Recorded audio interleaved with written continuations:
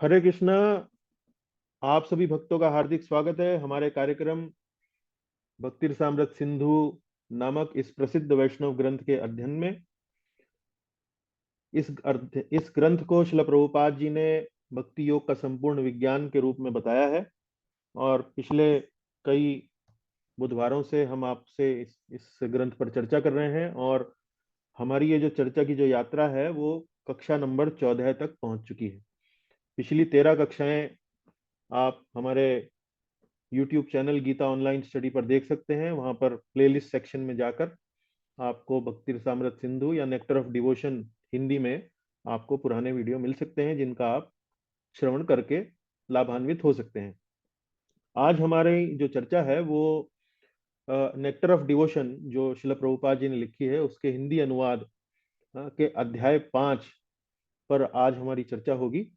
और इस अध्याय का शीर्षक श्रील प्रभुपाद जी ने भक्ति की शुद्धता, ये शीर्षक उन्होंने दिया है।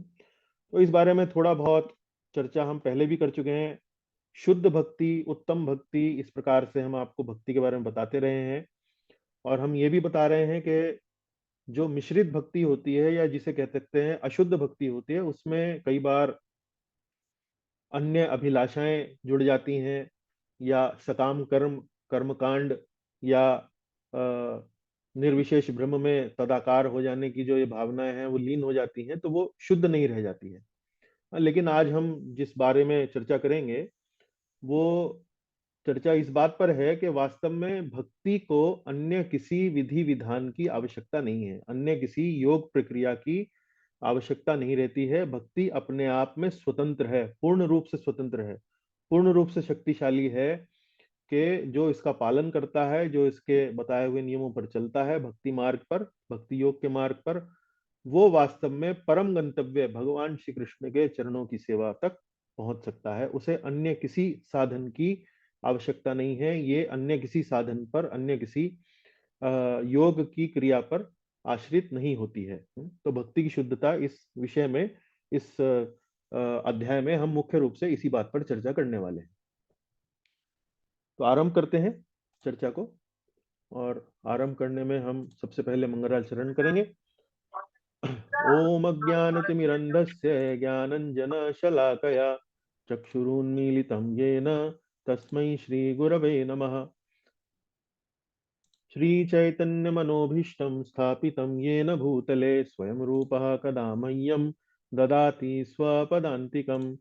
वन्देऽहं श्रीगुरोः श्रीयुतपदकमलं श्रीगुरून् वैष्णवांश्च श्रीरूपं साग्रजातं सहगण रघुनाथान्वितं तं सजीवं साद्वैतं सावधूतं परिजनसहितं कृष्णचैतन्यदेवं श्रीराधा कृष्णपादान् सगण ललिता श्रीविशाखान्वितांश्च।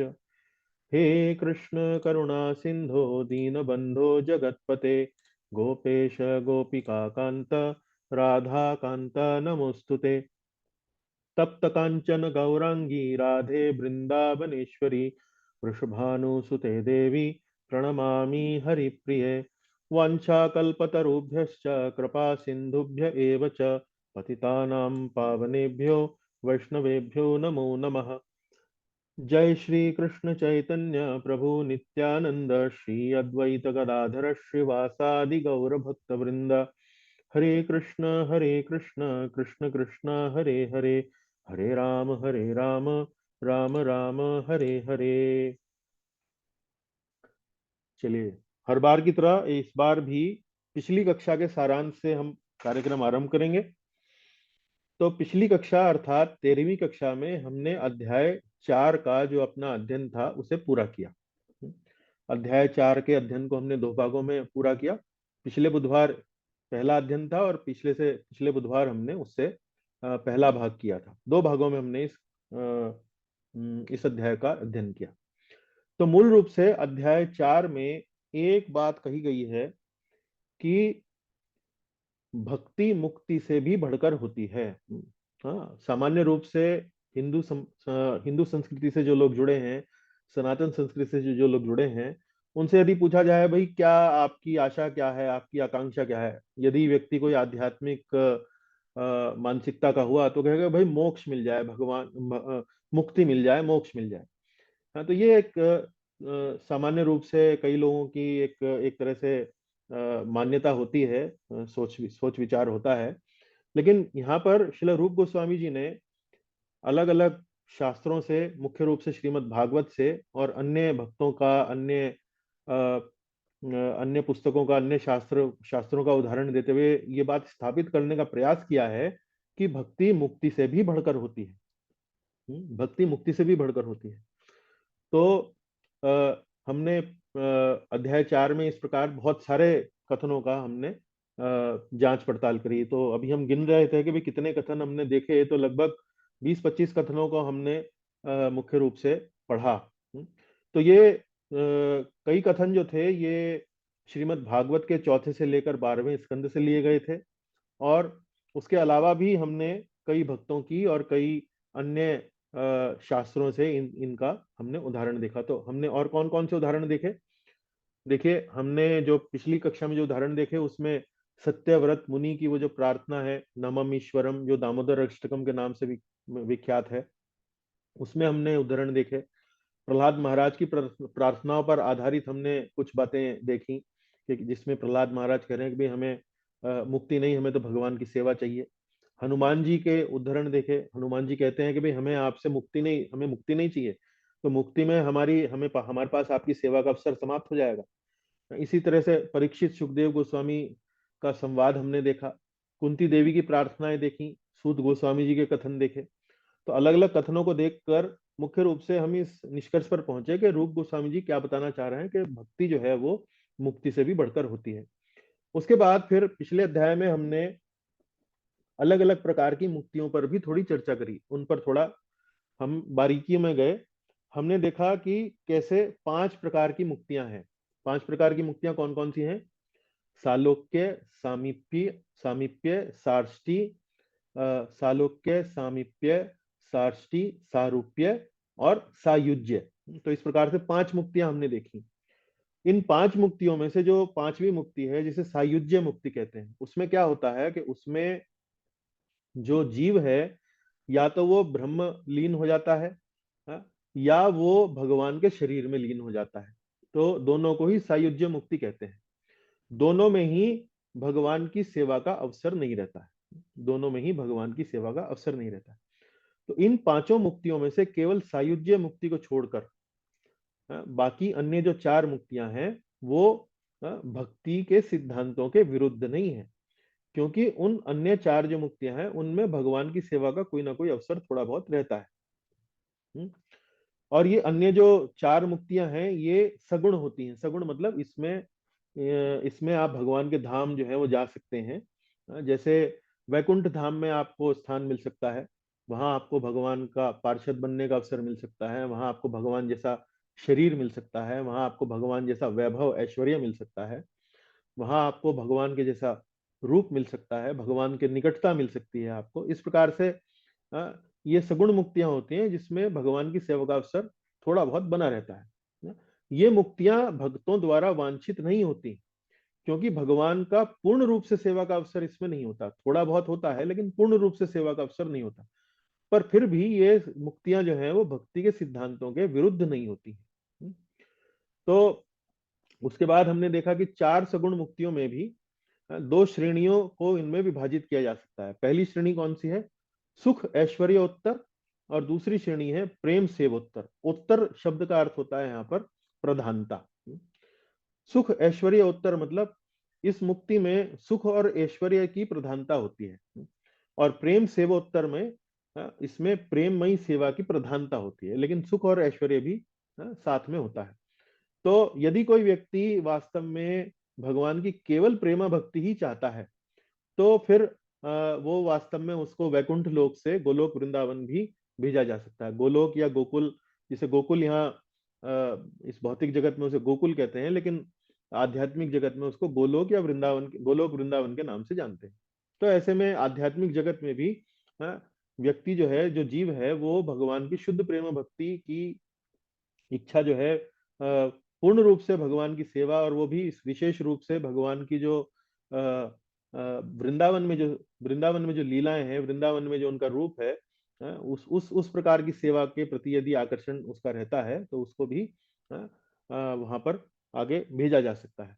तो जो भक्त मात्र भगवान के प्रति आकृष्ट होते हैं और उनकी प्रेमा भक्ति का आस्वादन करते हैं, वे इन चारों मुक्तियों को भी कभी स्वीकार नहीं करते, जिसमें प्रेम सेवोत्तर मुक्ति भी नहीं को भी स्वीकार नहीं करते। इसलिए वो अंततोगत्वा भगवान के परम धाम गोलोक वृंदावन भेजे जा सकते हैं।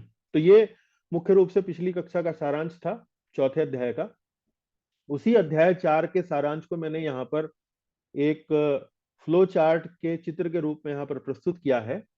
हाँ, तो देखिए, मुख्य रूप से जो इस अध्याय 4 का विषय है, मुक्ति से बढ़कर मुक्ति, उसमें मुख्य रूप से हमने दो बातों का वर्णन किया, दो बातों का अध्ययन किया, विभिन्न भक्तों के कथन, जिनका मुख्य रूप से सारांश यही था, मुक्ति से बढ़कर मुक्ति। और फिर हमने 5 प्रकार की मुक्तियों का अलग अलग अध्ययन किया। 5 प्रकार की मुक्तियां, उसमें हमने 3 बातें पढ़ी। सायुज्य मुक्ति स्वीकार्य नहीं होती है, भक्तों को कदापि स्वीकार्य नहीं है। अन्य 4 मुक्तियां स्वीकार्य हैं, वो भक्ति के सिद्धांतों के विरुद्ध नहीं है, लेकिन इनमें भी सबसे श्रेष्ठ क्या है? भगवान की प्रेममयी सेवा। यदि आपका ऐसा भाव है तो आपको गोलोक वृंदावन में स्थान भविष्य में मिल सकता है। तो ये अध्याय 4 का सारांश। अब तक की अध्ययन यात्रा को हमने यहाँ इन 2 स्लाइड्स में मुख्य रूप से बताया है। तो आज की कक्षा में हम इन पर चर्चा नहीं करेंगे। फिर किसी अन्य अवसर पर, किसी अन्य कक्षा में जब कुछ समय बीत जाएगा, तो हम आपको पुनः अब तक की जो अध्ययन यात्रा है, इनमें एक एक अध्याय का हम आपको एक बार छोटा सा सारांश में पुनः स्मरण, रिवीजन जो है वो कराएंगे। पर हम आज अब आते हैं आज की कक्षा पे। आज की कक्षा मूल रूप से अध्याय 5 पर आधारित है। अध्याय 4 का अध्ययन पूरा हो चुका है। अध्याय 5 में अब शिला प्रभुपाद, या यूं कहिए कि मूल रूप से शिला रूप गोस्वामी जी अब इस अध्ययन को आगे बढ़ाते हैं। आगे बढ़ाते हैं वो क्या कहते हैं? आगे बढ़ाते हुए वो कहते हैं कि भक्ति समस्त भौतिक धारणाओं से परे है और भक्ति किसी देश, वर्ग, समाज या परिस्थिति विशेष तक सीमित नहीं है। मुख्य रूप से 2 बातें कहकर प्रभुपाद जी अपने इस अध्याय का आरंभ करते हैं। तो ये बात समझने के लिए हम थोड़ा सा समय लगाएंगे। तो पहले तो ये समझिए कि जो मूल रूप से जो शिला रूप गोस्वामी जी की जो संस्कृत में जो भक्ति रसामृत सिंधु है, वो उसमें ये 60 से लेकर 71 श्लोकों तक ये जो चर्चा की गई है, उसे शिला प्रभुपाद जी ने अपनी पुस्तक नेक्टर ऑफ डिवोशन में, या जिसका शीर्षक हिंदी में भक्ति रसामृत सिंधु ही दिया गया है, उसमें अध्याय 5 के रूप में उसकी चर्चा हुई है। मुख्य रूप से इसका शीर्षक है भक्ति की शुद्धता। भक्ति की शुद्धता का मतलब क्या है? भक्ति की शुद्धता का मतलब ये है कि भक्ति वास्तव में अपने आप में पूर्ण रूप से स्वतंत्र है। अपने आप में पूर्ण रूप से स्वतंत्र क्या है? अपने आप में पूर्ण रूप से स्वतंत्र का मतलब यह है, ये किसी अन्य विधि विधान पर आश्रित नहीं है।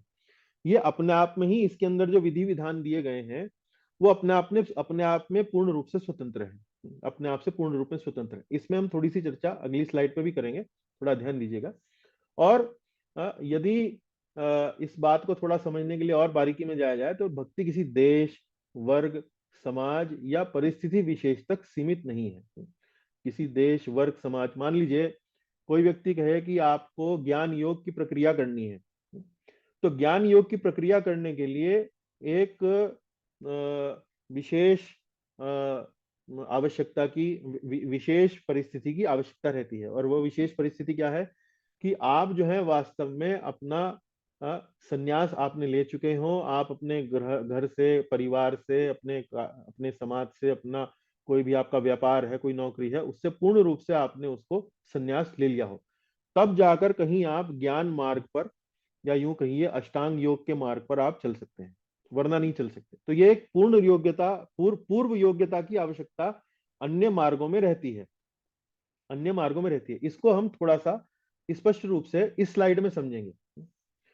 तो आध्यात्म के अन्य मार्ग बाहरी परिस्थितियों पर निर्भर करते हैं। आध्यात्म के अन्य मार्ग बाहरी परिस्थितियों पर निर्भर करते हैं। हम आध्यात्म के अन्य मार्गों की जब बात कर रहे हैं, तो कौन से मार्गों की बात कर रहे हैं? जैसे ज्ञान योग, अष्टांग योग, कर्म योग, इनकी बात कर रहे हैं। हम वास्तव में किस मार्ग पर चल रहे हैं? हम चल रहे हैं भक्ति योग के मार्ग पर। भक्ति योग के मार्ग पर उसके अपने अलग विधि विधान हैं, अलग कुछ आवश्यकताएं हैं, और जो अन्य मार्ग हैं जैसे ज्ञान योग, अष्टांग योग, कर्मकांड, कर्म योग इत्यादि, उनकी अलग एक प्रकार से मांगे हैं, अलग प्रकार से आवश्यकताएं हैं। तो जैसे संक्षेप में देखेंगे कि ज्ञान योग के मार्ग पर जो व्यक्ति चलता है उसको किस बात की आवश्यकता है? उसका मन जो है वो शांत होना चाहिए। मन में किसी भी प्रकार की अशांति का वातावरण नहीं होना चाहिए। मोर और लेस ज्यादातर मन जो है वो शांत होना चाहिए। उसका स्वभाव त्यागी होना चाहिए। त्यागी स्वभाव से जैसे मैंने आपको बताया कि भाई घर परिवार और आपका एक तरह से व्यापार इत्यादि से त्याग, समाज से बहिष्कार, इस प्रकार से उसका होना चाहिए। अत्यधिक विकसित बुद्धि वाला होना चाहिए, क्योंकि उसको विशेष रूप से कुछ विशेष ग्रंथों का अध्ययन करना होता है, जिससे मुख्य रूप से उपनिषद या वेद, ये जो है ये मुख्य ग्रंथ होते हैं। तो शांत मन का हो, त्यागी स्वभाव का हो, अत्यधिक विकसित बुद्धि वाला हो। तो ये उसकी एक तरह से आवश्यकताएं हैं ज्ञान योग के मार्ग पर चलने के लिए। अष्टांग योग के मार्ग पर चलने के लिए पूर्ण रूप से विरक्त सन्यासी हो। पूर्ण रूप से विरक्त सन्यासी, जैसे अर्जुन जो है, गीता में आपको ध्यान हो तो वो युद्ध नहीं करना चाहता था। युद्ध युद्ध ना करके वो क्या चाहता था? वो तो वन जाना चाहता था ताकि वो पूर्ण रूप से संन्यास ले सके। उसी को भगवान कह रहे हैं कि भाई तुम्हें वास्तव में आध्यात्मिक व्यक्ति होने के लिए है, संसार का त्याग करने की आवश्यकता नहीं है। तुम किस चीज का त्याग करो? तुम जो कर्म का जो फल है उसमें जो आसक्ति होती है विशेष रूप से उसका त्याग करने की आवश्यकता है। और यदि तुम कर्म के फल का त्याग, कर्म के फल में आसक्ति का यदि त्याग कर सकते हो, तो तुम यहाँ पर अपने इस पद पर स्थित रह सकते हो। तुम्हें परिवार त्याग करने की, तुम्हें अन्य किसी वस्तु को त्याग करने की आवश्यकता नहीं है। तो ज्ञान योग के लिए भारी परिस्थितियां क्या हैं, क्या किन बातों की आवश्यकता है, यहाँ लिखी हैं। अष्टांग योग की लिखी हमने, पूर्ण रूप से विरक्त सन्यासी हो। कर्मकांड, कर्मकांड में भी जैसे यज्ञ इत्यादि करने का विधि विधान बताए जाते हैं, तो कोई भी यज्ञ तब तक सफल नहीं हो सकता जब तक समय, स्थान तथा सामग्री दोष रहित ना हो। समय, स्थान तथा सामग्री दोष रहित ना हो। तो एक उचित समय पर होना चाहिए, एक किसी विशेष स्थान पर होना चाहिए, और सामग्री जो है वो शुद्ध होनी चाहिए, उनमें किसी प्रकार की अशुद्धता नहीं होनी चाहिए। तो ये कर्मकांड में ये विधि विधान है। इसके विपरीत भक्ति जो है उसके लिए ऐसी कोई पूर्व आवश्यकता नहीं रहती है। आपका मन शांत नहीं है तो भी आप भक्ति कर सकते हैं। आपने अगर अपने जीवन में संन्यास नहीं ले रखा है, आप यदि गृहस्थ हैं, यदि आप कोई विद्यार्थी हैं, कोई आप यदि वानप्रस्थी हैं, इस प्रकार से क्षत्रिय हैं, ब्राह्मण हैं, कुछ भी हैं, आप वैश्य हैं, शूद्र हैं, मांस खाने वाले हैं, तो भी आप भक्ति का भक्ति भक्ति करने के लिए ऐसा नहीं है कि आपको कोई रोकेगा। वो आप मांस खाते हैं या कोई आपके अंदर इस प्रकार की व्यसन इत्यादि हैं, तो भक्ति करने से वो दूर हो जाएंगे, वो शुद्ध हो जाएंगे। हैं, आपको दीक्षा नहीं दी जा सकती, वो बात अलग है, लेकिन आप, ऐसा नहीं है कि आप भक्ति का कार्यकलाप नहीं कर सकते हैं। भक्ति का कार्यकलाप आप कर सकते हैं, जब भी कर सकते हैं, वो सब काम कर सकते हैं। जब करने के लिए आपको किसी स्थान की, आपको किसी समय की, किसी अन्य किसी परिस्थिति की आवश्यकता नहीं है। आप सुबह कर सकते हैं, रात को कर सकते हैं। हाँ, ये अनुशंसित है कि भाई सुबह करेंगे तो ज्यादा लाभ मिलेगा, रात को करेंगे तो उतना अच्छा आप ध्यान नहीं लगा पाएंगे। तो ये बात है, लेकिन ऐसा कुछ नहीं है कि रात को करना निषेध है, या रात को 3 बजे उठ के आप कर रहे हैं, या 2 बजे उठ के कर रहे हैं, या 1 बजे उठ के कर रहे हैं तो निषेध है, ऐसा नहीं। तो इन सब में यदि आप देखें, ज्ञान योग, अष्टांग योग, कर्म योग इत्यादि में मात्र भक्ति योग ही बाहरी परिस्थितियों व आवश्यकताओं से पूर्णतः स्वतंत्र है। तो शिला प्रभुपाद जी ये बात सबसे पहले अपने अध्याय नंबर 5 में पहले ही पैराग्राफ में देखिए, यहाँ मैंने अनुच्छेद 1 लिखा है, और ये आपकी पुस्तकों में 45वें पेज पर ये आप पहला पैराग्राफ यदि आप पढ़ें, तो प्रभुपाद जी यही कह रहे हैं कि मात्र भक्ति योग ही ऐसा योग है जो बाहरी परिस्थितियों व आवश्यकताओं से पूर्णतः स्वतंत्र है, उस पर आश्रित नहीं है, उस पर आधारित नहीं है। अब हम अध्याय 5 का थोड़ा सा विश्लेषण करेंगे, लेकिन उस विश्लेषण को करने से पहले हम आपको थोड़ा सा एक संक्षेप में एक यहाँ पर एक बात बताना चाहते हैं कि आध्यात्मिक मार्गों में सामान्य रूप से, इन जनरल, आध्यात्मिक मार्गों की कुछ सामान्य आवश्यकताएं होती हैं, कॉमन रिक्वायरमेंट्स। सामान्य आवश्यकताएं मतलब कॉमन रिक्वायरमेंट्स होती हैं। वो क्या है कि कुछ आध्यात्मिक मार्ग जो है वो चाहते हैं कि भाई व्यक्ति का जन्म उत्तम कुल में हुआ हो, ब्राह्मण हो, क्षत्रिय हो, या वैश्य हो, तब तो वो स्वीकार कर सकते हैं। लेकिन यदि किसी व्यक्ति का जन्म शूद्र परिवार में हुआ है, या चांडाल परिवार में हुआ है, या ऐसे परिवार में हुआ है जहाँ मांस, मदिरा इत्यादि इस प्रकार के व्यसन बहुत ज्यादा हैं, तो लोग बाग उनको अपने मार्गों के लिए उपयुक्त नहीं समझते हैं। तो जन्म के आधार पर कई बार मार्गों में कुछ आवश्यकताएं होती हैं, शुद्धता के आधार पर मार्गों में आवश्यकताएं होती हैं, और वर्णाश्रम धर्म के सुचारू निष्पादन के आधार पर न, सामान्य आवश्यकताएं होती हैं। अलग अलग आध्यात्मिक मार्गों में इस प्रकार की आवश्यकताएं होती हैं। तो अब रूप गोस्वामी जी अपने इस 60 से लेकर 71 श्लोकों में, या यूं कहिए कि उसी के आधार पर श्रील प्रभुपाद जी ने अध्याय 5 लिखा है, तो अध्याय 5 में आप देखेंगे कि उत्तम जन्म के आधार पर हम देखेंगे कि भक्ति में कोई ऐसी आवश्यकता नहीं है। शुद्धता की कोई ऐसी आवश्यकता, मतलब शुद्धता की आवश्यकता से मतलब ये है कि भक्ति करते करते यदि आप कहीं कोई गलती कर बैठे, कोई आप से कोई त्रुटि हो जाए, तो इसका मतलब ये नहीं है कि आपको किसी अन्य विधि विधान की आवश्यकता है शुद्ध होने के लिए। केवल भक्ति में ही पुनः यदि आप लग जाएं तो आप शुद्ध हो जाएंगे। तो जैसे कई बार कोई व्यक्ति कोई अनुष्ठान कर रहा है और उसमें कोई अशुद्धि हो जाए तो उसे प्रायश्चित करना पड़ता है। तो प्रायश्चित करने के लिए कोई अलग विधि विधान बताए गए हैं कि जब तक ये आप नहीं करेंगे, जब तक आप इतना लंबा व्रत नहीं करेंगे, या इतने समय तक आप ये प्रक्रिया नहीं करेंगे, तो तब तक आप ये जो पुनः ये जो अनुष्ठान करने वाले थे आप, तब तक आप इसके लिए योग्य नहीं माने जाएंगे। लेकिन भक्ति में ऐसा नहीं है। भक्ति में यदि कोई त्रुटि हो जाती है तो साधक को चाहिए कि उस पर विचार करे, थोड़ा सा मन में उसके इस प्रकार का भाव आए कि भाई मुझसे गलती हुई, थोड़ा विनम्र भाव से उस गलती को स्वीकार करे और पुनः भक्ति के कार्यकलापों में लग जाए। तो भक्ति अपने आप में ही एक प्रकार से दोषों को दूर करने वाली है। इसी प्रकार से वर्णाश्रम धर्म, तो वर्णाश्रम धर्म का मतलब यह है कि ब्राह्मण, क्षत्रिय, वैश्य, शूद्र और ब्रह्मचारी, गृहस्थ, वानप्रस्थ और सन्यास, तो 4 वर्ण हैं, 4 आश्रम हैं, और चारों वर्णों और चारों आश्रम के अलग अलग कर्तव्य कर्म हैं। तो ब्रह्मचारी के जो कर्तव्य कर्म हैं वो गृहस्थ के कर्तव्य कर्मों से अलग हैं। इसी प्रकार से गृहस्थ के जो कर्तव्य कर्म हैं वो एक वानप्रस्थी के कर्तव्य कर्मों से अलग हैं। सन्यासी के जो कर्तव्य कर्म हैं वो वानप्रस्थी, गृहस्थ, ब्रह्मचारी, इस प्रकार से सब जो ये आश्रम है उनके अलग अलग कर्तव्य कर्म हैं। इसी प्रकार से जो 4 वर्ण हैं, ब्राह्मण, क्षत्रिय, वैश्य, शूद्र, सबके कर्म जो है, सबके कर्तव्य जो है अलग अलग हैं। आप भगवत गीता में जैसे आप पढ़ते हैं तो उसमें यदि आप आखिर के जो अध्याय हैं जहां पर अलग अलग ब्राह्मण के ये कर्तव्य हैं, क्षत्रिय के ये कर्तव्य हैं, इसी प्रकार से वैश्य के ये कर्तव्य हैं, शूद्र व्यक्ति के ये कर्तव्य हैं, अलग अलग लोगों के अलग अलग कर्तव्य कर्म बताए गए हैं। तो भक्ति करते करते, भक्ति करते करते यह आवश्यक नहीं है कि यदि आप किसी कारण से कोई अपना कर्तव्य कर्म नहीं कर पा रहे हैं, लेकिन भक्ति के जो कर्म हैं, भक्ति के जो विधि विधान है, उनका आप पूर्ण रूप से पालन कर रहे हैं, तो आपको भगवान जो है वो एक प्रकार से उसमें कोई दोष नहीं है, उसमें कोई दोष नहीं है। हाँ? तो ये चीजें, ये ही बातें जो है हम गहराई से, कि अन्य मार्गों में तो उत्तम जन्म की आवश्यकता है, अन्य मार्गों को पालन करने के लिए शुद्धता की आवश्यकता है, अन्य मार्गों पर चलने के लिए वर्णाश्रम धर्म के सुचारू निष्पादन की आवश्यकता है, लेकिन भक्ति में इन सब की कोई पूर्ण पूर्व आवश्यकता नहीं है। तो इसी बात को हम थोड़ा समझने का प्रयास करेंगे। देखिए,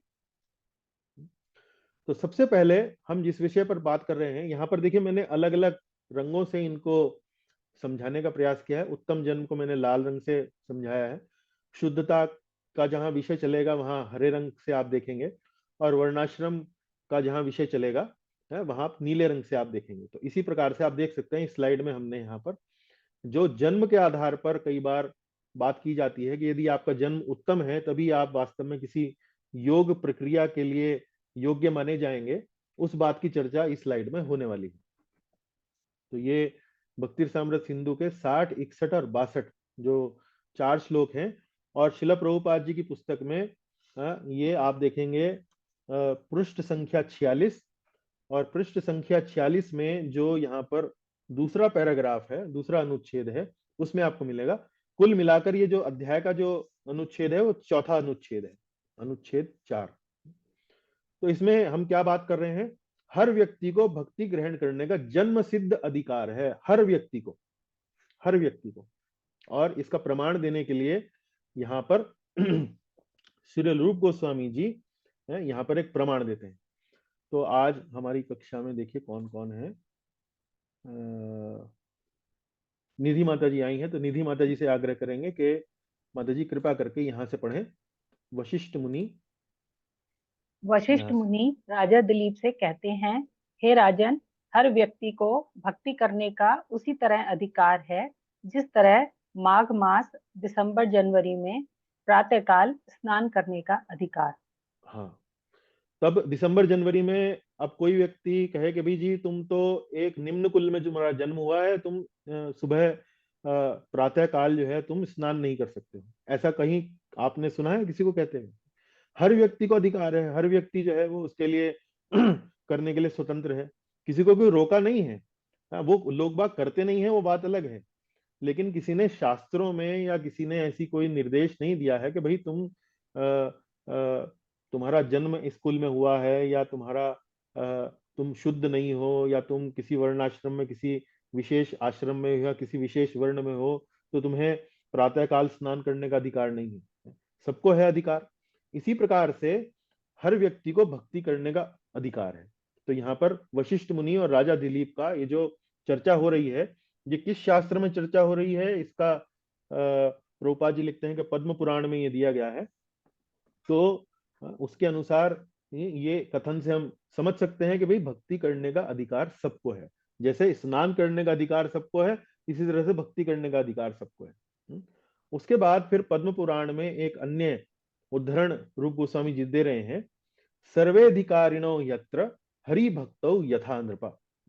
तो ये भी किसी राजा से ये कथन कहा जा रहा है, सर्वेधिकारिणो यत्र हरि भक्तौ यथा नृपा। तो पढ़े माता जी, ये पंक्ति पढ़े एक बार। हे राजन, सभी को भक्ति करने का पूरा अधिकार है।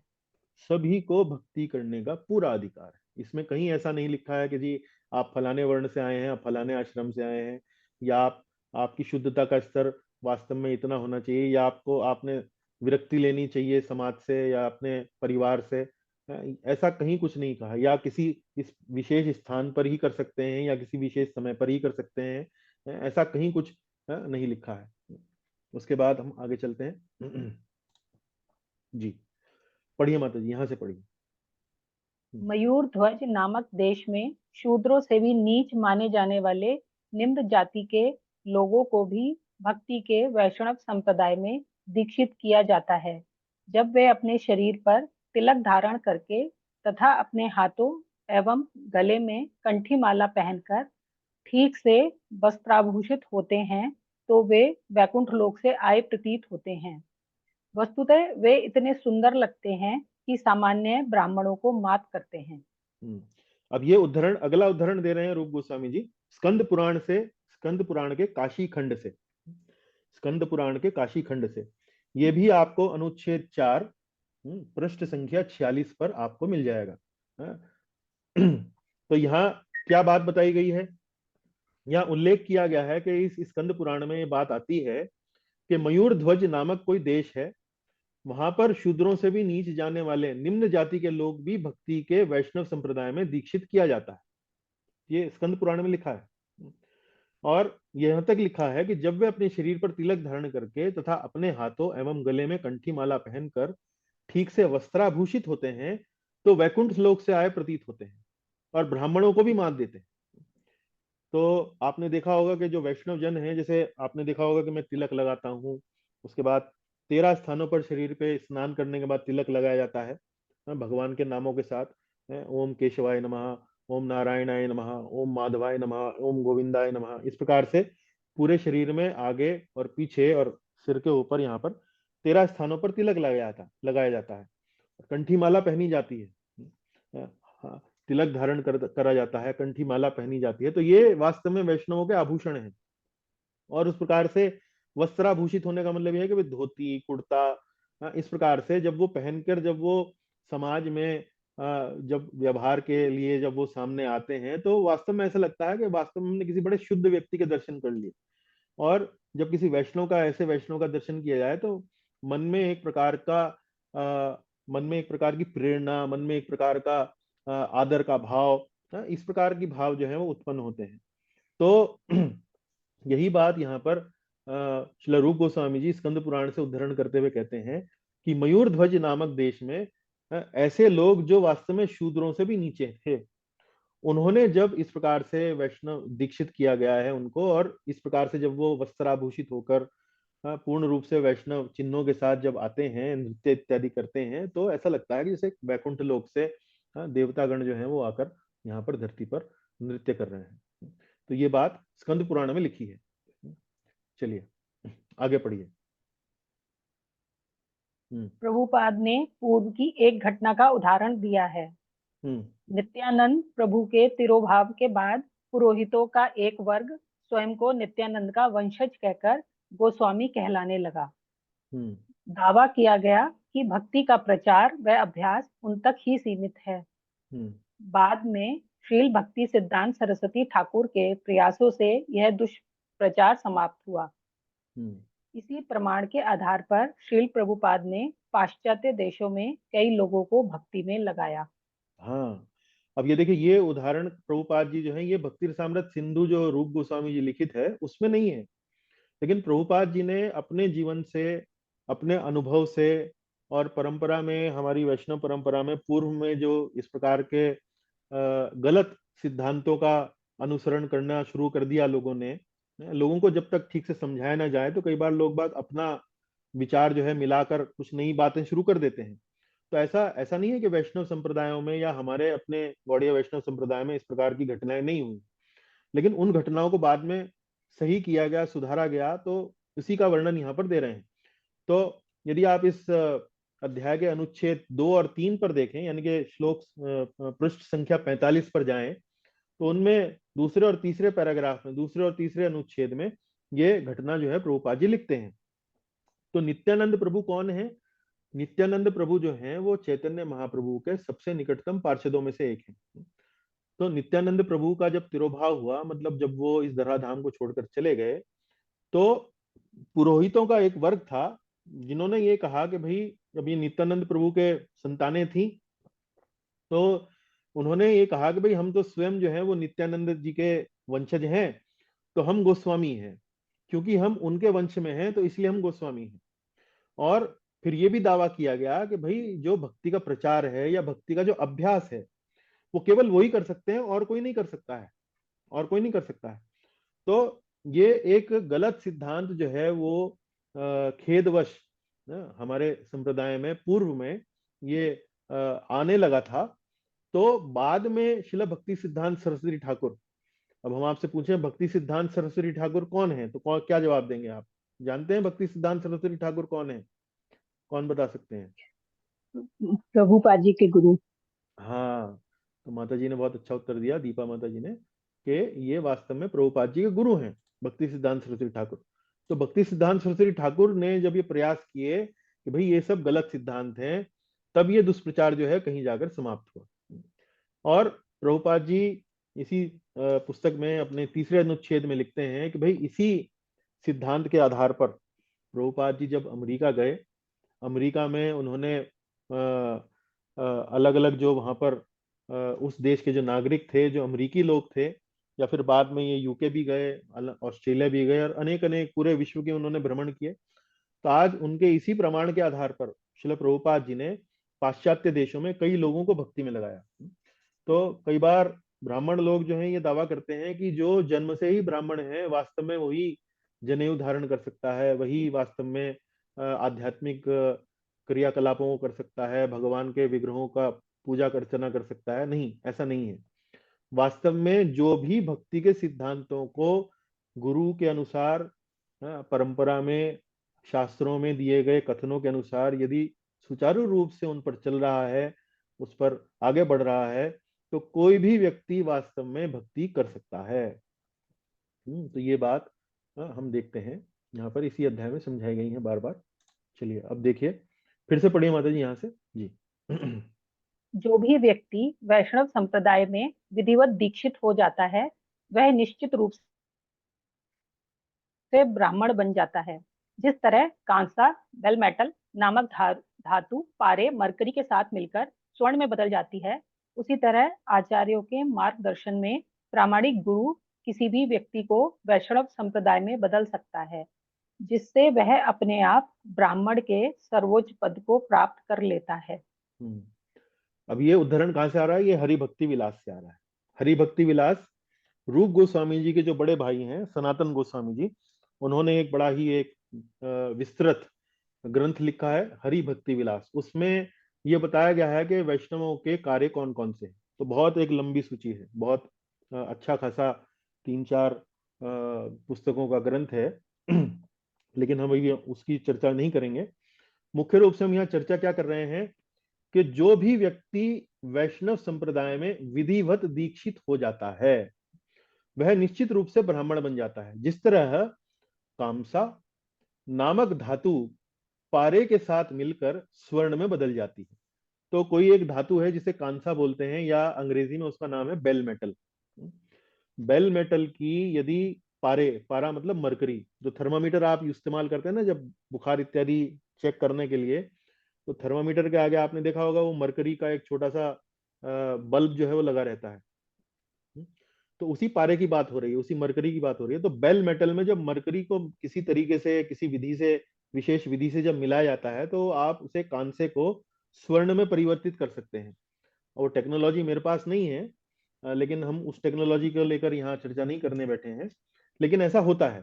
तो ये उदाहरण दिया गया है इस समझाने के लिए कि जैसे कांसे को पारे के साथ मिलाकर स्वर्ण में बदला जा सकता है, इसी प्रकार से कोई भी व्यक्ति यदि वो वैष्णव विधिवत तरीके से यदि उसकी दीक्षा हो जाए किसी प्रामाणिक गुरु से, तो वह वास्तव में वैष्णव बन सकता है। कोई भी मान लीजिए, कोई भी किसी भी कुल का हो, किसी भी जन्म का हो, किसी भी संप्रदाय, अन्य किसी समाज के वर्ग विशेष से आता हो, लेकिन यदि विधिवत वैष्णव विधि से उसकी दीक्षा हो जाती है, तो वह निश्चित रूप से ब्राह्मण बन जाता है।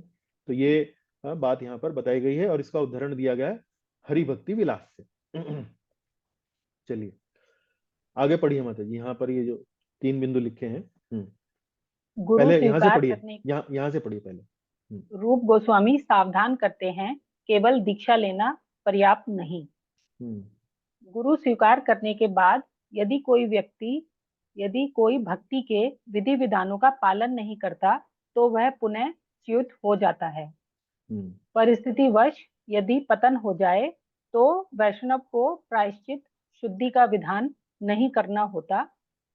वह पुनः भक्ति के नियमों का पालन करने लगे, उसके पुनस्थापन के लिए यही पर्याप्त होगा। किंतु यदि कोई वर्णाश्रम के कर्तव्यों का पालन करने में चूक जाता है, तो वह भक्ति के पथ से भटका हुआ नहीं माना जाएगा। हाँ, तो यहाँ 3 बिंदु हैं, 3 अलग अलग बातें हैं, एक एक कर कर पढ़ेंगे, एक एक कर कर समझने का प्रयास करेंगे।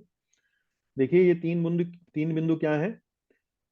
अब हमने क्या पढ़ा पिछली स्लाइड में? पिछली स्लाइड में पढ़ा कि भाई चाहे किसी कुल का हो, किसी जन्म का हो, विधिवत रूप से वैष्णव संप्रदाय में किसी गुरु के हाथों से यदि उसकी दीक्षा हो जाती है, प्रामाणिक संप्रदाय में आता हो, प्रामाणिक व्यक्ति गुरु है, ऐसे किसी व्यक्ति से उसकी दीक्षा हो जाती है, तो वह वास्तव में चाहे किसी भी कुल से हो, किसी भी निम्न जन्म से हो, वो वास्तव में वैष्णव में बदल जाता है। अब ये सब कथन सुनकर हमारे मन में भाव आ जाएगा कि भाई बस इतना सा ही, हम भी किसी गुरु से, वैष्णव गुरु से दीक्षा ले लेंगे, और जब दीक्षा लेंगे तो हम भी वैष्णव बन जाएंगे, हम भी ब्राह्मण बन जाएंगे। ऐसा नहीं है। रूप गोस्वामी जी तुरंत अगले श्लोकों में, 64-65वें श्लोकों में इस बात का खंडन करते हैं, इस बात को समझाते हैं, इस बात का यहाँ सावधान करते हैं। तुरंत ही वो एक तरह से बैलेंस कर देते हैं इस बात को कि इस अगर आपका सोचने की प्रक्रिया जो है उस दिशा में जाने लगी है, तो थोड़ा सा प्रतीक्षा करें, थोड़ा वापस आए और इसको भी समझें।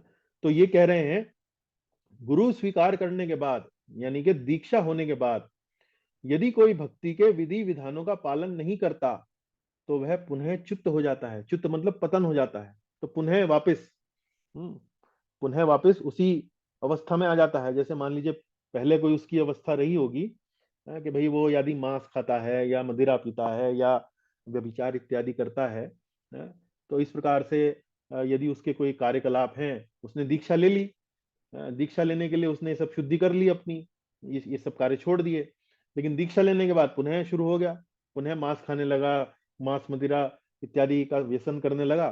तो यहाँ रूप गोस्वामी जी स्पष्ट रूप से कह रहे हैं केवल दीक्षा लेना पर्याप्त नहीं है, भक्ति के विधि विधानों का पालन जो है वो जीवन पर्यंत करना होगा, अच्छे से करना होगा, और जैसे पहले अभी करते हैं तो और अच्छे से करना होगा, तभी वह व्यक्ति जो है वो वैष्णव कहलाएगा, अन्यथा वह पुनः च्युत हो जाएगा, पुनः च्युत हो जाएगा।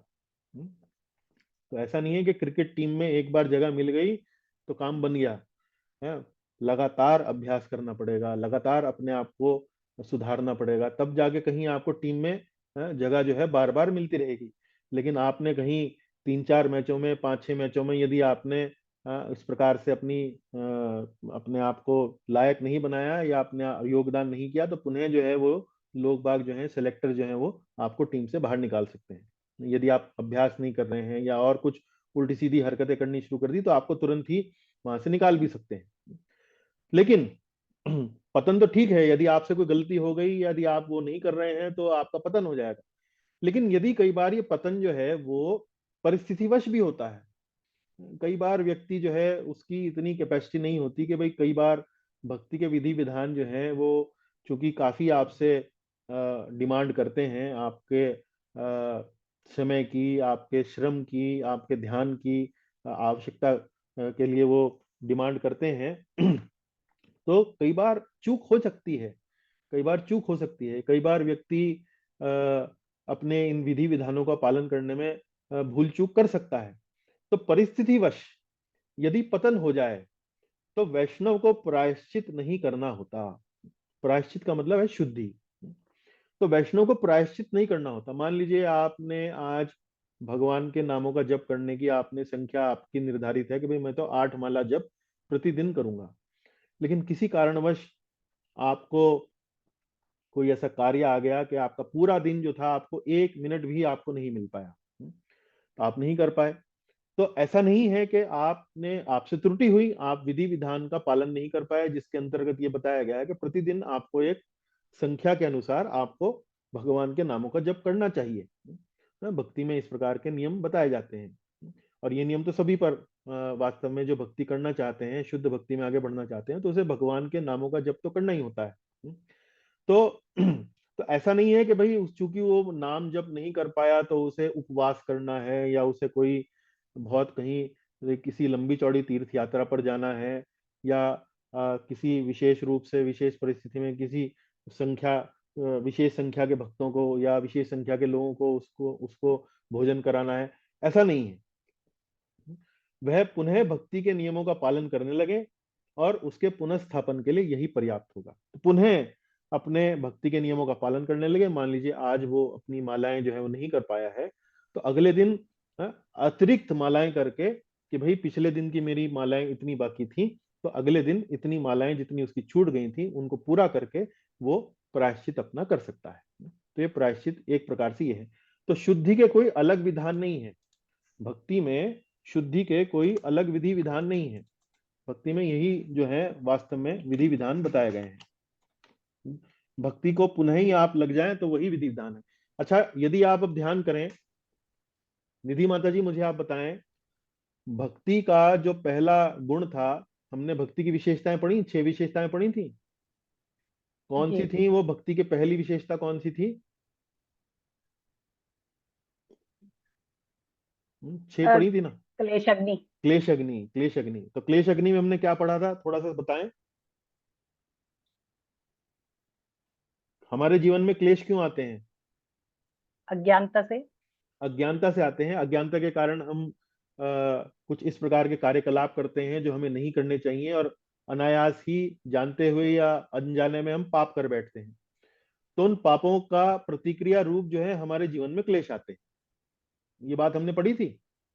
और उसके बाद हमने क्या पढ़ा था, भक्ति जो है वो क्लेश अग्नि है, मतलब प्रारब्ध कर्म, प्रारब्ध पाप और अप्रारब्ध हर प्रकार के जो क्लेश हैं वो भक्ति की अग्नि में जलकर स्वाहा हो जाते हैं। तो जब भक्ति की अग्नि में सब प्रकार के पाप, सब प्रकार की त्रुटियां, दोष हमारे स्वाहा हो जाते हैं, तो अलग से शुद्धि करने की आवश्यकता है ही नहीं। भक्ति ही आप जो है वो ढंग से करें, जिस तरह से बताई गई है, जिस तरह से आपसे अपेक्षा की जाती है, उसी प्रकार से यदि आप करते रहें तो वही अपने आप में एक प्रकार से पूर्ण रूप से शुद्धि का मार्ग है। तो अलग से आपको कुछ करने की आवश्यकता नहीं है। ठीक है। फिर यहाँ अगला देखिए, किंतु यदि कोई वर्णाश्रम के कर्तव्यों का पालन करने में चूक जाता है तो वह भक्ति के पथ से भटका हुआ नहीं माना जाएगा। वर्णाश्रम के कर्तव्य कौन से होते हैं? जैसे मैंने आपको अभी लंबी चौड़ी सूची दी, 4 वर्ण है, 4 आश्रम है, सबके अलग अलग कर्तव्य हैं। ब्राह्मण के लिए पठन पाठन यजन याजन है, वैश्य के लिए व्यापार इत्यादि, क्षत्रिय के लिए युद्ध करना, रक्षा करना, सुरक्षा प्रदान करना है, टैक्स वसूल करना, ये वैश्य, ये क्षत्रिय के कर्म है, क्षत्रिय के कर्तव्य हैं।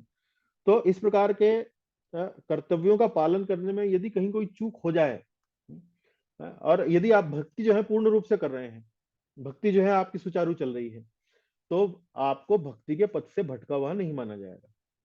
हालांकि व्यक्ति को वर्णाश्रम के जो उसके कर्तव्य हैं, यदि वो कर्तव्यों का पालन करता है तो कर्तव्यों का पालन करने में वास्तव में उसमें भी लाभ होते हैं। उसमें हृदय शुद्ध होता है, उसमें व्यक्ति वास्तव में और निर्मल होकर आगे निकलता है।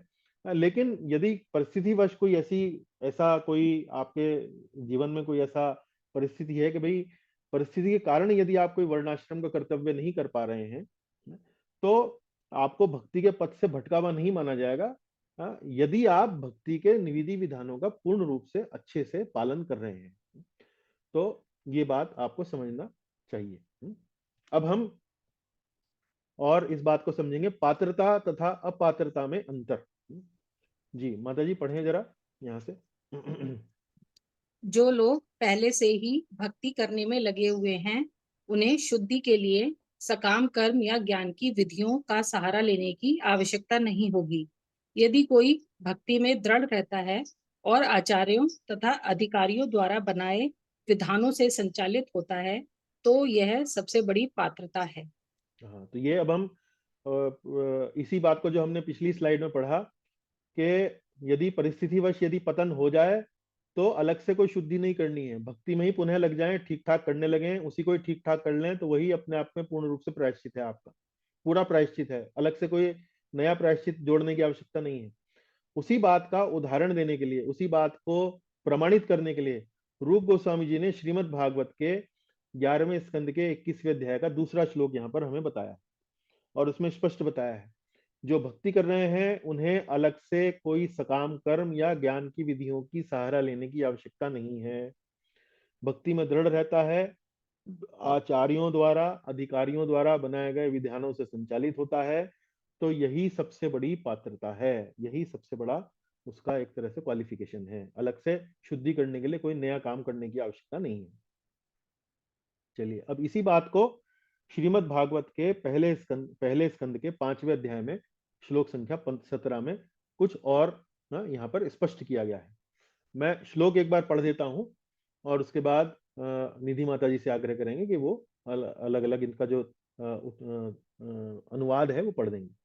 त्यक्त्वा स्वधर्मं चरणाम्बुजं हरेर भजन पक्वोत्पते ततो यदि यत्र क्वा वा भद्रम अबुद्ध अमुष्य किम को वार्थ आप्तो भजताम स्वधर्मताः को वार्थ आप्तो भजताम स्वधर्मताः। माता जी पढ़िए अलग अलग जी।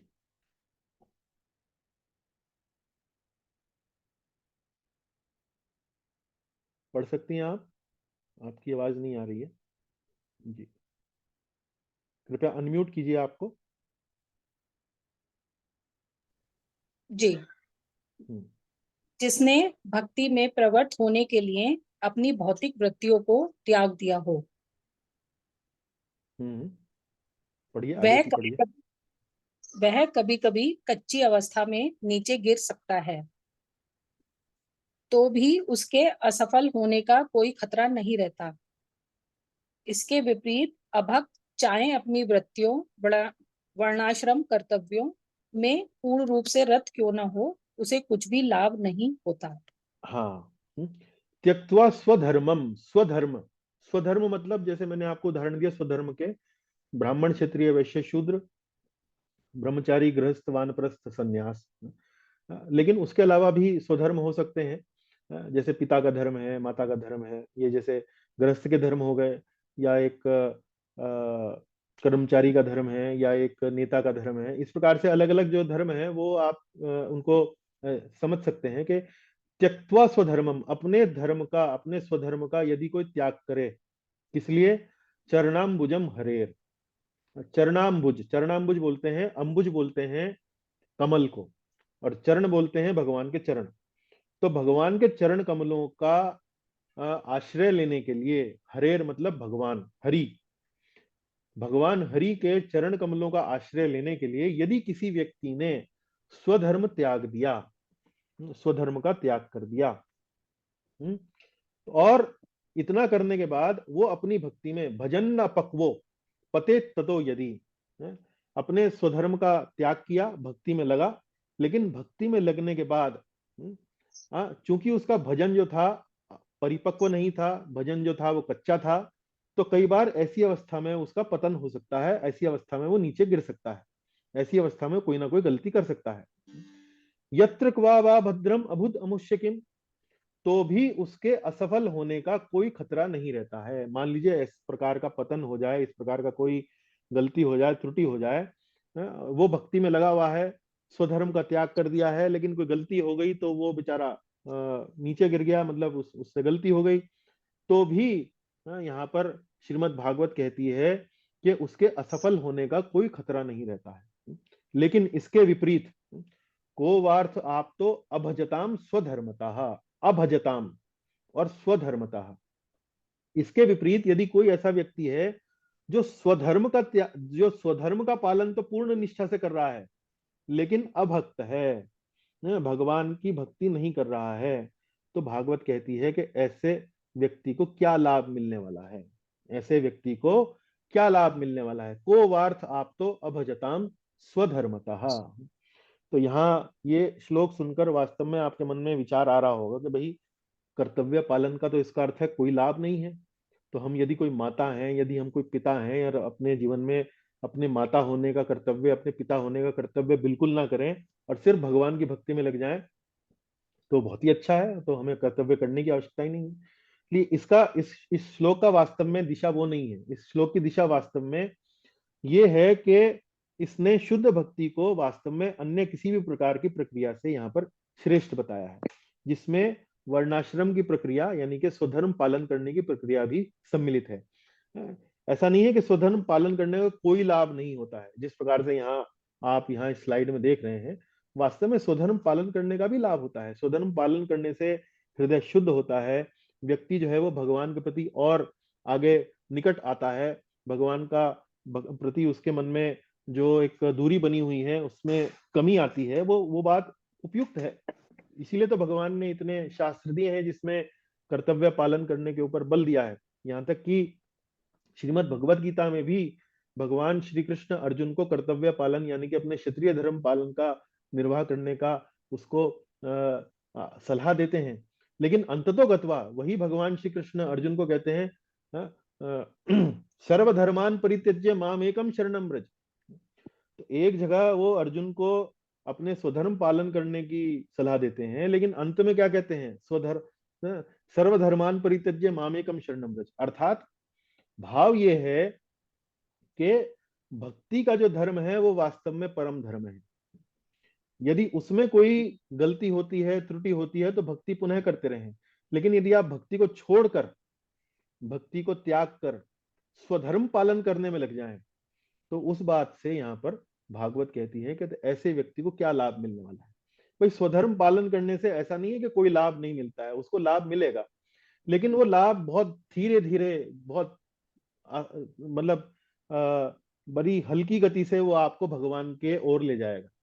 लेकिन यदि आप भक्ति करेंगे तो भक्ति की शक्ति इतनी है, इतनी प्रबल है, इतनी प्रचंड है कि वो अन्य सभी विधि विधानों को छोड़ते हुए, जैसे आप देखते ना, एक वो बहुत तेज धावक होता है, जैसे कछुआ और खरगोश है। मान लीजिए कछुआ तो कछुए की चाल से चल रहा है, खरगोश जो है वो एकदम तुरंत बड़ी द्रुत गति से वो जो है अपने गंतव्य तक पहुंच सकता है, यदि वो निष्ठापूर्वक दौड़ता रहे तो। तो इसी प्रकार से भक्ति योग में भी जो व्यक्ति पूर्ण रूपेण लगा हुआ है, उसको अन्य किसी स्वधर्म करने की आवश्यकता नहीं रह जाती है। लेकिन इसका मतलब ये नहीं कि स्वधर्म वो करता नहीं है। भक्त वास्तव में पूर्ण रूप से अपने कर्तव्यों के प्रति जागरूक होते हैं, जहां तक संभव होता है वो अपने कर्तव्यों को करते हैं, निभाते हैं, लेकिन कर्तव्यों की कीमत पर वो अपनी भक्ति को नहीं छोड़ते हैं।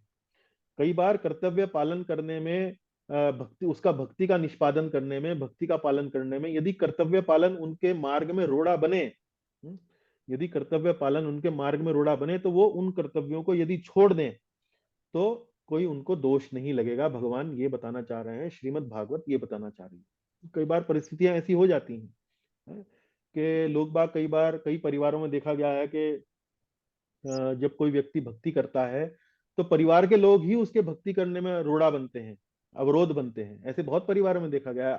संभवतः आपको कईयों को आश्चर्य हो, लेकिन ऐसा होता है।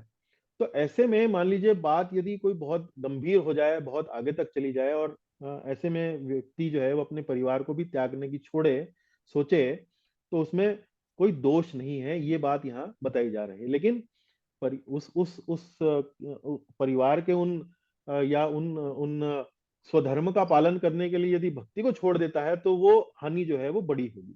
इसको इस तरह से आप समझ सकते हैं। चलिए अब आगे चलते हैं। माता जी पढ़िए यहाँ से जी। भक्ति वर्णाश्रम के निष्पादन पर आश्रित नहीं होती। हम्म, ऋषभ देव अपने पुत्रों से कहते हैं, जो लोग सकाम कर्मों में लगे हुए हैं वे बारंबार जन्म मृत्यु के चक्र को स्वीकार करते हैं। वे जब तक वासुदेव के लिए प्रेममयी भावना विकसित नहीं कर लेते, तब तक प्रकृति के कठोर नियमों से छूट पाने का प्रश्न नहीं उठता। हाँ, तो ये श्रीमद् भागवत के पंचम स्कंद में ये उदाहरण शिल प्रभुपाद जी दे रहे हैं। ये रूप गोस्वामी जी के उदाहरण नहीं है, प्रभुपाद जी अपनी तरफ से भी उदाहरण दे रहे हैं। तो प्रभुपाद जी कह रहे हैं यहाँ ऋषभ देव जी और उनके पुत्रों के बीच में संवाद दिया है श्रीमद् भागवत के पंचम स्कंद में। तो उसी संवाद का यहाँ उदाहरण करते हुए कि जो लोग सकाम कर्मों में लगे हुए हैं, सकाम कर्म मतलब अगर ये कर्म करेंगे तो ये लाभ मिलेगा, ये कर्म करेंगे तो ये लाभ मिलेगा, इस प्रकार के कर्म में लगे हुए हैं, वे बारंबार जन्म मृत्यु के चक्र को स्वीकार करते हैं। जब तक वे भगवान की प्रेममयी भावना विकसित नहीं कर लेते, तब तक प्रकृति कठोर नियमों से छूट पाने का प्रश्न ही नहीं उठता। आगे पढ़िए माता जी यहाँ पर जी। श्री कृष्ण उद्धव से कहते हैं, हे उद्धव, जो व्यक्ति अपने संपूर्ण वृत्तिपरक कार्यों वर्णाश्रम को त्याग कर पूर्ण रूपेण मेरी शरण में आ जाता है और मेरे आदेशों का पालन करता है, उसे उत्तम कोटि का व्यक्ति माना जाना चाहिए। जी, तो श्रीमद् भागवत के 11 स्कंद से 11वें अध्याय से उदाहरण दिया गया है। स्पष्ट रूप से लिखा है, श्री कृष्ण उद्धव संवाद है। 11वें स्कंद में जो संवाद हुआ है श्री कृष्ण और उद्धव जी का, उसे उद्धव गीता के नाम से भी वो प्रचलित है, वो जाना जाता है, विख्यात है। और उद्धव गीता में भी मुख्य रूप से वही वही बातें कही गई हैं जो भगवान श्री कृष्ण ने अर्जुन से श्रीमद् भगवत गीता में कही है। लेकिन कभी हमें भगवान ने ऐसी कृपा करी, ऐसा अवसर मिला, तो उद्धव गीता के संवाद को भी पढ़ने का, अध्ययन करने का हम प्रयास करेंगे। लेकिन फिलहाल इस श्लोक से के मर्म को समझने का प्रयास करते हैं। वही बात बोली है कि जो व्यक्ति अपने वर्णाश्रम वृत्तिपरक कार्यों को, कर्तव्य कार्यों को त्याग कर पूर्ण रूपेण मेरी शरण में आ जाता है और मेरे आदेशों का पालन करता है, उसे उत्तम कोटि का व्यक्ति माना जाना चाहिए। वो उत्तम कोटि है। जो वर्णाश्रम के कर्तव्यों का पालन करता है वो भी अच्छा व्यक्ति है। ऐसा नहीं है कि वो दुष्ट है, वो असुर नहीं है, वो भी अच्छा व्यक्ति है। लेकिन यहाँ पर तुलना इस बात की हो रही है कि भाई जब इतना सरल, इतना अच्छा उपाय, इतना मधुर उपाय जब किसी व्यक्ति के पास उपलब्ध है, तो फिर भाई दूसरे उपायों की, वर्णाश्रम जैसे उपायों की क्या हमको चर्चा करनी, मतलब हमें उस पर ध्यान क्यों देना चाहिए, ये बात कहने की है। ठीक है, चलिए माता जी आगे पढ़िए यहाँ से। हे राजन, यदि कोई व्यक्ति वर्णाश्रम धर्म के अंतर्गत निहित अपने वृत्तिपरक कार्यों को त्याग देता है, किंतु भगवान के चरण कमलों में पूर्णतया शरणागत हो जाता है, तो वह ना तो ऋणी रहता है, ना ही उसे वे विभिन्न कार्य करने पड़ते हैं जिन्हें हम ऋषियों, पूर्वजों, जीवों, परिजनों तथा समाज के सदस्यों के लिए करते हैं। न ही उसे पापपूर्ण कल्मशों से मुक्त होने के लिए 5 प्रकार के यज्ञ करने की आवश्यकता होती है। वह भक्ति के सभी प्रकार के दायित्वों से मुक्त हो जाता है। वह भक्ति करके सभी प्रकार के दायित्वों से मुक्त हो जाता है। वह ना तो ऋणी रहता है। ऋण की बात आ रही है यहाँ पे। देखिए, हम अपने जीवन में अनेक अनेक व्यक्तियों से सेवा लेते हैं, अनेक अनेक व्यक्तियों से सहायता लेते हैं, अनेक अनेक व्यक्तियों पर आश्रित हैं। तो एक प्रकार से हम उनके ऋणी हैं। हम उनके ऋणी हैं। देखिए, देवता गण से सूर्य देव हमें धूप देते हैं, चंद्रदेव हमें चांदनी देते हैं। इसी प्रकार से वर्षा के भी देव हैं, वायु के भी देव हैं। इस प्रकार से भोजन के भी देव हैं। इंद्रदेव हमें वर्षा देते हैं, वर्षा के माध्यम से हमें भोजन मिलता है, अन्न होता है। हम उस अन्न को खाकर अपने शरीर को पुष्ट बनाते हैं, पौष्टिक बनाते हैं। तो ये सब कार्य, ये सब जो कृपा हो रही है हमारे ऊपर अनेक अनेक देवताओं की, तो हम देवताओं के ऋणी हैं एक प्रकार से। देवताओं के ऋणी मतलब हम किसी से यदि कोई कोई वस्तु लेते हैं, यदि हम उसे उसको बदले में उसका वापिस ना करें तो ऋणी हो जाते हैं ना। सामान्य रूप से यही देखा जाता है। इसी प्रकार से हम समाज के जो अन्य सदस्य हैं, जैसे पशु, हम पशुओं के भी ऋणी हैं। कैसे? गाय जो है हमें दूध देती है। जो सुबह सुबह आपके घर पे दूध आता है वो गाय माता ही तो देती है। तो एक प्रकार से हम ऋणी हैं उसके। हो सकता है हम कह दें कि भाई हम तो उस दूध का मूल्य चुकाते हैं, लेकिन दूध तो जो है वो हमारी फैक्ट्री में नहीं बन सकता ना। वो तो गाय के ही, जब तक वो कृपा नहीं करेगी, जब तक हमें दूध नहीं मिल सकता। तो हम ऋणी हैं उसके। पक्षी जैसे कोयल जो है, सुबह सुबह कई बार हम उठते हैं तो कोयल मधुर अपनी वाणी में कुछ ना कुछ कुहू कुक चहक रही होती है, कुहू कुहू कर रही होती है। तो हमारे मन को बड़ा अच्छा लगता है। हमें हमारा एक प्रकार से मनोरंजन करती है, हमें एक अच्छा भाव हमारे मन में आता है मधुर संगीत सुनकर। तो हम पक्षियों के भी ऋणी हैं। इसी प्रकार से वृक्ष जो है हमें छाया देते हैं, हम उनके भी ऋणी हैं। वृक्ष हमें बदले में तो कुछ नहीं मांगता। समाज में हम आधुनिक शिक्षा लेते हैं, समाज के व्यवस्थाओं के कारण हमें संस्कृति का मालूम चलता है, सुरक्षा मिलती है।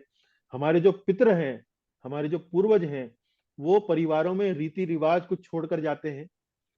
रीति रिवाजों का पालन वो सदा करते हैं। तो हम पितरों के भी ऋणी हैं। हम माता पिता के ऋणी हैं क्योंकि उनसे हमें अपना शरीर मिलता है। हम धरती के ऋणी हैं क्योंकि उससे हमें अनाज, भोजन, फल इत्यादि मिलते हैं। तो इस प्रकार से हम देखते हैं कि हम अनेक अनेक व्यक्तियों के ऋणी हैं। हम अनेक अनेक लोगों के ऋणी हैं। उनमें कौन कौन है? ऋषि, पूर्वज, जीव, परिजन, समाज के अन्य सदस्य, इसमें पशु पक्षी भी सम्मिलित हैं। तो यदि कोई व्यक्ति भगवान के चरण कमलों में पूर्णतः शरणागत हो जाता है, तो उन्हें इन सब ऋणों की चिंता करने की आवश्यकता नहीं रहती है। उसे इन सब ऋणों की चिंता करने की आवश्यकता नहीं रहती है। तो मतलब यह है कि जैसे आप देखते हैं कि एक सेंट्रल गवर्नमेंट होती है और एक स्टेट गवर्नमेंट होती है। तो कई बार सेंट्रल गवर्नमेंट के जो सुख साधन है वो हमें स्टेट गवर्नमेंट मतलब राज्य सरकार के माध्यम से हमें मिलते हैं। तो चूंकि वो हमें राज्य सरकार के माध्यम से मिलते हैं, तो हमें लगता है कि भाई राज्य सरकार हमारे लिए वो कार्य कर रही है। लेकिन कोई व्यक्ति यदि, तो इसलिए वो राज्य सरकार के प्रति एक प्रकार से ऋणी हो सकता है, राज्य सरकार को वो टैक्स चुका सकता है। लेकिन कई बार यदि कोई व्यक्ति सीधा केंद्रीय सरकार का सेवक बन जाए, तो उसे राज्य सरकार की सेवा करने की आवश्यकता नहीं रह जाती। तो ये इस तरह से आप समझ सकते हैं।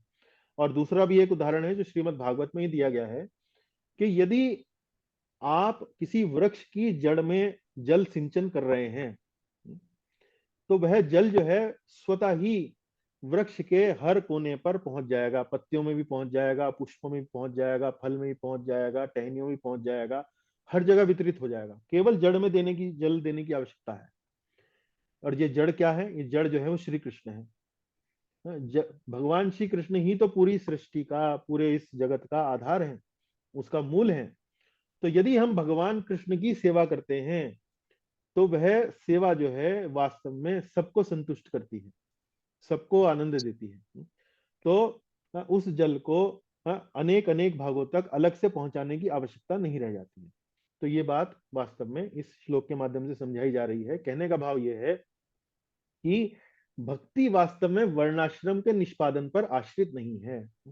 भक्ति जो है स्वतंत्र है, उसे यदि आप स्वतंत्र रूप से करते हैं तो अन्य किसी क्रिया, अन्य किसी वर्णाश्रम के कर्तव्यों को यदि आप किसी कारण से नहीं कर पा रहे हैं, अनुशंसा यही है कि आप उन कर्तव्यों को भी करें, जितना हो सके करें, क्योंकि वह भी शुद्धि देते हैं। लेकिन किसी कारण से यदि आप नहीं कर पा रहे हैं, या किसी अवरोध के कारण नहीं कर पा रहे हैं, या किसी परिस्थिति के कारण नहीं कर पा रहे हैं, तो भक्ति में कहीं कोई घाटा नहीं है आपको। भक्ति स्वयं आपको इतनी प्रबल है कि वो आपको भगवान के चरणों तक पहुंचा सकती है। ये बात कहने की यहाँ पर प्रयास किया जा रहा है। चलिए माता जी आगे पढ़े। श्री कृष्ण कहते हैं, तुम सारे धर्मों को त्याग कर मेरी शरण में आ जाओ। भक्ति, मैं तुम्हें आश्वस्त करता हूँ कि सारे पाप कर्मों के फलों से तुम्हें सुरक्षा प्रदान करूंगा। हाँ, यही उदाहरण मैं आपको थोड़ी देर पहले दे रहा था। अब ध्यान देने वाली बात यह है, आपने भगवत गीता के श्लोक सुना होगा, यदा यदा ही धर्मस्य ग्लानिर्भवति भारता अभ्युत्थानम धर्मस्य तदात्मानं सृजाम्यहम्। तो भगवत गीता के आरंभिक अध्यायों में भगवान श्री कृष्ण अर्जुन से कहते हैं कि मैं धर्म की स्थापना करने के लिए बार बार आता हूं। धर्म की स्थापना करने के लिए वो बार बार आते हैं। महाभारत का युद्ध भी क्यों हुआ? धर्म की स्थापना के लिए हुआ। लेकिन 18वें अध्याय में कहते हैं सर्वधर्मान परित्यज्य मामेकम शरणम व्रज। और भाई जब धर्म की स्थापना, धर्म का त्याग ही करना है, अंततो गत्वा यदि धर्म का त्याग ही करना है तो धर्म की स्थापना करने की क्या आवश्यकता है? जब धर्म का पालन करना नहीं है तो इसका मतलब ये नहीं है कि धर्म का पालन नहीं करना है, या वर्णाश्रम धर्म का पालन नहीं करना। तो जिन धर्मों की बात भगवत गीता के अध्याय में आरंभ में हुई है, जिसमें यदा यदा ही धर्मस्य ग्लानिर्भवति भारता, इस बात की बात की गई है, ये वास्तव में जिस धर्म की स्थापना की बात कर रहे हैं, भगवान कह रहे हैं कि ये वर्णाश्रम धर्म है। तो वर्णाश्रम धर्म जो है वो आवश्यक क्यों है? वो वास्तव में इसलिए आवश्यक है क्योंकि यदि समाज में वर्णाश्रम धर्म के अनुसार लोग बाग अपना जीवन यापन करेंगे, भले ही उनमें से कुछ लोग जो हैं भक्ति के नियमों का, सिद्धांतों का पालन नहीं कर रहे हैं, लेकिन सामान्य रूप से यदि समाज में वर्णाश्रम धर्म जो है वो व्याप्त है, लोग बाग अपने कर्तव्यों के प्रति जागरूक हैं, लोग बाग अपने कर्तव्यों का निर्वाह कर रहे हैं, अपने कर्तव्यों को पालन कर रहे हैं, तो ऐसे समाज में सुख शांति का वातावरण होगा। तो ऐसे ही समाज में जहां सुख शांति का वातावरण होता है, कोई व्यक्ति वास्तव में अपने जीवन के परम उद्देश्य यानी कि भगवान श्री कृष्ण की भक्ति वो आसानी से, सरलता से कर सकता है। तो कल्पना कीजिए कि यदि किसी समाज में हिंसा बहुत है, स्त्रियों की सुरक्षा नहीं है, सरकार जो है वो वास्तव में अपने जो उनके जो प्रजा है उससे बहुत अधिक कर वसूलती है, उस पर बहुत अत्याचार करती है, अन्याय करती है, न्याय प्रणाली जो है वो बिल्कुल बेकार है, तो ऐसे में क्या कोई व्यक्ति शांति से भगवान की भक्ति कर सकता है? नहीं कर सकता। वो वास्तव में अपना पूरा दिन जो है उसका इन्हीं कामों में निकल जाएगा। तो वर्णाश्रम सिद्धांतों की, वर्णाश्रम प्रक्रिया की, प्रणाली की, या इन सिद्धांतों की समाज में होने की आवश्यकता है, लेकिन केवल उस प्रणाली को ही अपने जीवन का सर्वोच्च परम लक्ष्य मान लेना, ये वास्तव में एक बहुत बड़ा हमारे से त्रुटि हो सकती है। उसी बात को यहाँ भगवान कह रहे हैं कि ठीक है, सर्वधर्मान परित्यज्य मामेकम शरणम व्रज। अंततो गत्वा, तुम्हें मेरी भक्ति जब तक नहीं करोगे तो मेरी शरण में नहीं आ पाओगे। और यदि तुम मेरी भक्ति करते हो तो हे अर्जुन, मैं तुम्हें आश्वासन देता हूं कि तुम्हारे मार्ग से जितने भी कंटक हैं, जितने भी अवरोध हैं, उनको मैं दूर करूंगा, उनसे मैं तुम्हारी सुरक्षा प्रदान करूंगा ताकि तुम सुगमता से मुझ तक पहुंच सको। ये बात भगवान गीता में बता रहे हैं। तो मुख्य रूप से यही बात है कि भक्ति वर्णाश्रम के निष्पादन पर आश्रित नहीं है। वर्णाश्रम आवश्यक है, उसकी उपयोगिता है, लेकिन वास्तव में भक्ति के लिए भक्ति वर्णाश्रम के सिद्धांतों से स्वतंत्र है, उस पर आश्रित नहीं है। ये समझने वाली बात है। फिर पढ़िए माता जी यहाँ से जी। चूंकि मुक्त आत्माओं को शास्त्रों के विधानों की आवश्यकता नहीं होती, अतएव जो लोग भगवान रामचंद्र की सेवा में लगे हुए हैं उन्हें भी वेदांगों में इंगित अनुष्ठानों को करने की आवश्यकता नहीं होती। हाँ, अब रूप गोस्वामी जी अगस्त्य संहिता से उदाहरण दे रहे हैं। यहाँ क्या कह रहे हैं? मुक्त आत्माओं को, यानी कि जो जीव मुक्त हो चुके हैं। जो जीव मुक्त हो चुके हैं मतलब क्या? उनमें काम, क्रोध, लोभ, मोह, मद मत्सर ये समाप्त हो चुका है। अब भाई हम जो शास्त्रों के विधि विधानों का जो पालन करते हैं, कई बार उसका जो प्रयोजन रहता है वो यही रहता है कि हमारा जो हृदय है वो स्वच्छ हो जाए, साफ हो जाए। तो यदि ये जो मुक्त आत्माएं हैं, उनका हृदय जो है वो काम, क्रोध, लोभ, मोह, मद मत्सर्य इन सब अनर्थों से शुद्ध हो चुका है, तो उन्हें कोई आवश्यकता नहीं रह जाती है भक्ति के विधि मतलब शास्त्रों के विधि विधानों का पालन करने की। उन्हें कोई आवश्यकता नहीं रह जाती है। तो इसी प्रकार से जो लोग भगवान राम की सेवा में लगे हुए हैं, उन्हें भी वेदांगों में इंगित अनुष्ठानों को करने की आवश्यकता नहीं रह जाती। तो एक प्रकार से क्या कहा गया यहाँ पर?